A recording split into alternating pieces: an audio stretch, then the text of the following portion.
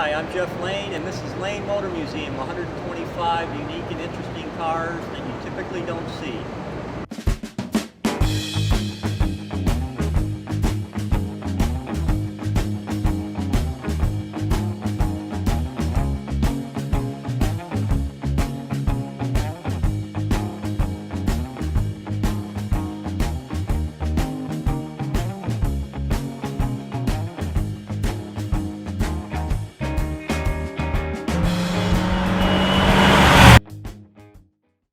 So my story really goes way back to my dad, I guess. He was a big car enthusiast, and he bought a new Mttf in 1955 when he lived in Germany, or when he was in Army in Germany. Brought it back to the United States, kept it for a couple of years, had to sell it when he got married and started having kids. Two-seater sports car in the northern part of the United States wasn't very practical. But then when I was about 7 or 8, he bought another Mttf that we went to meets in, and then it was in very bad condition, so we started to restore it in the garage. So that's kind of where my passion for cars started, was from his passion for cars. I was always working on cars. Then if I jump forward quite a few years, when I was about 30, I started collecting cars of my own. And you know, at one point I had about 75 cars. I would go to car meets, and you know, there was usually a dinner after the meet, and other people, of course, all car enthusiasts, and the question would come up a lot of times is, you know, how many cars do you own? And you know, most people own like 3 or 4 or 5 collector cars, and I'd say 75, and people would be like, 75? No, you can't have 75 cars. I'm like, yeah, I have 75 cars. So it kind of became a hobby that more or less got out of control, and I decided at that point I either needed to stop collecting cars or put them in a museum together in one entity so people could see them. I had a lot of unique cars, and a lot of times people around town would see me driving the Amphicar or the Tatra T87, and they would stop and say, hey, you know, I heard you have some other interesting cars, can you show them to me? And I would take them to, like, I had them in 5 or 6 different buildings spread all over the Nashville area. And I would take them to a couple of the buildings and show them, you know, some of the cars, but they could never see all of them just because it would take all day to drive to all the different places to see them. So it made sense to put it together in one entity where everything's here in one place. Well, we started back in, I think, 2001. We spent a year looking for the building, and then once we found the building, it took about a year to renovate the building, so it could be in the condition it's in today. So it took us 2 years to get started and get open. Well, we buy cars in all different types of conditions. We have a restoration shop with 2 people work there full-time, so we do restore cars. We try to buy the best car we can find, because with 450 cars and 2 restoration technicians, there's no way, you know, if we worked on only one car, it would take it 1 to 2 years for 2 people to restore just one car, so there's no way we could restore near the number of cars we have. But some of the cars we also are in good, typical used condition, and we want to leave them like that. We don't want to restore them because they really represent what the car would have been like in the time period when people had it and people used it. We don't want everything to look brand new like it just came out of the factory. Well, in the collection we have about 450 cars in the collection, and we display in the museum around 125 cars at one time.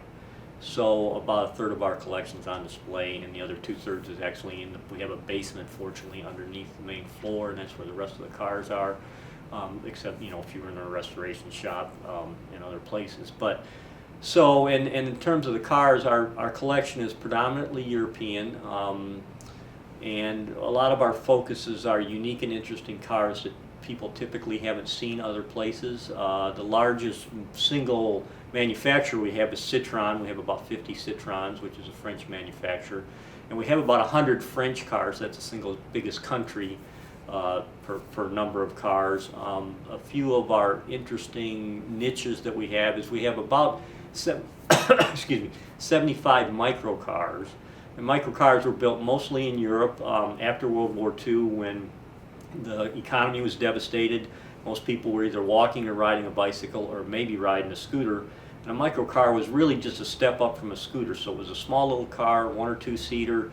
usually a motorcycle engine, top speed usually about 40 miles an hour.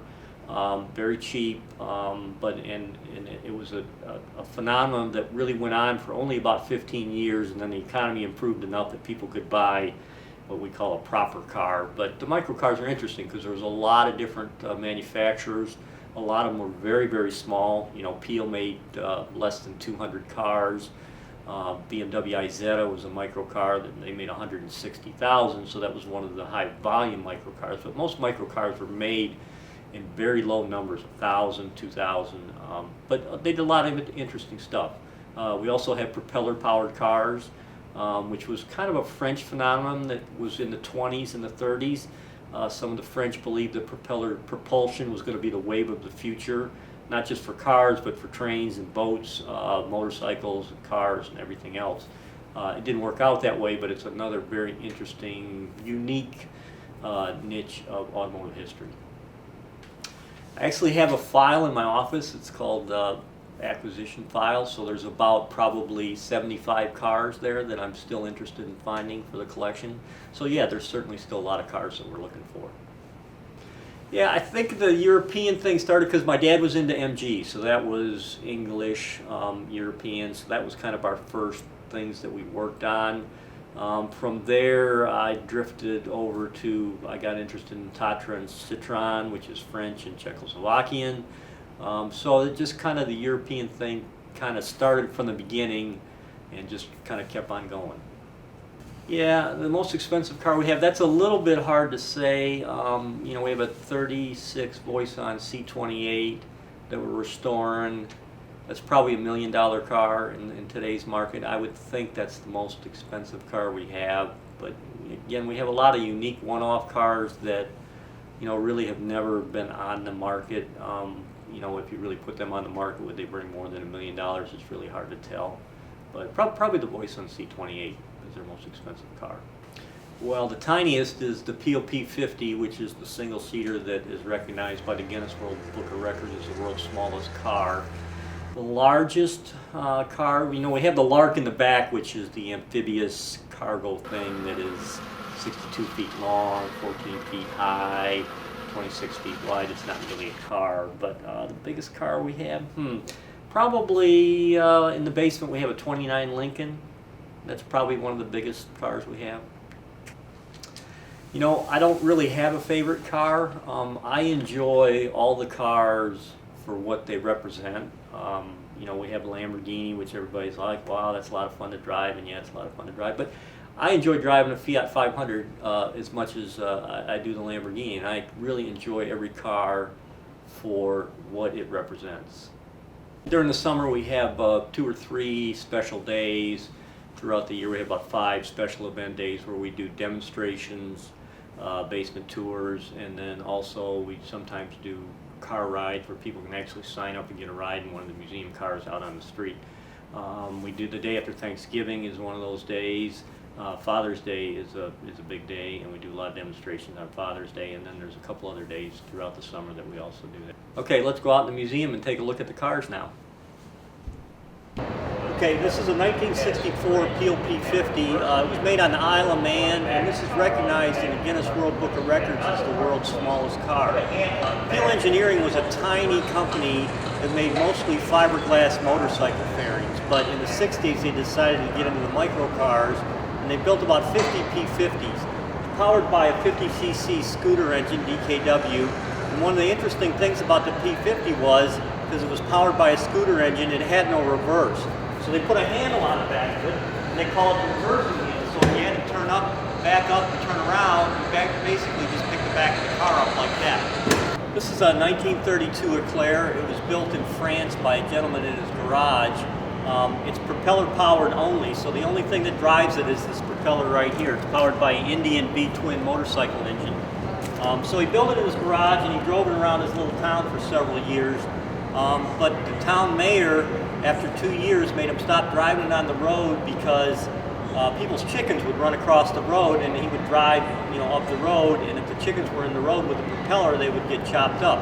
And that was the way people got food, was by getting the eggs from their chickens and stuff, so they didn't like that. So they made him stop driving it, actually put it in his attic, and it hung there until about the year 2000 when it was donated to a museum in France. Actually, and then it came here. It needed to be restored. They sent it here. We restored the original, and we also built a replica for us. So this is the original here, and this is a replica. So 1932 Eclair, propeller powered. So this is a 1952 Citron Coquelin. It's a specialty-made one-off car. It's basically took two Citron 2CVs, which was a small front-wheel drive car. They cut them in half and hooked them together. So this car can go either way, not at the same time. And it was actually made by the fire department in France. In the 50s, at the rural France, they would patrol narrow fire roads at night.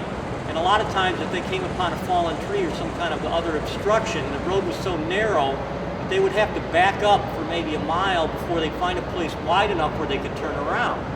So they said, why don't we build a car that'll go both ways? And that's exactly what they did. They used the car for about 20 years. They scrapped it in the 70s because they got complaints when they drove it on the road. People were confused about which way it was going. And this is a replica of that car. This is a 1965 Lotus Super 7. It was made by the Lotus Car Company, which was started by Colin Chapman, who really was into race cars.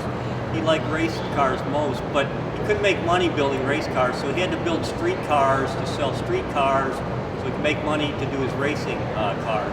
The Super 7 is pretty interesting because it started production in the early 1960s. It's still in production this day, so it's had a really long production life.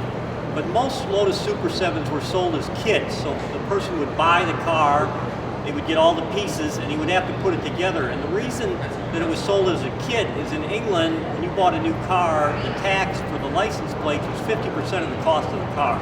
So if you bought a $10,000 car, the tags cost $5,000, which was a lot of money. So the Super 7, when it came as a kit, it was cheaper as a kit, but also they gave you a tax break when you sold the car as a kit. So the tax was only 25% instead of 50%, so it's much cheaper to put the car together yourself.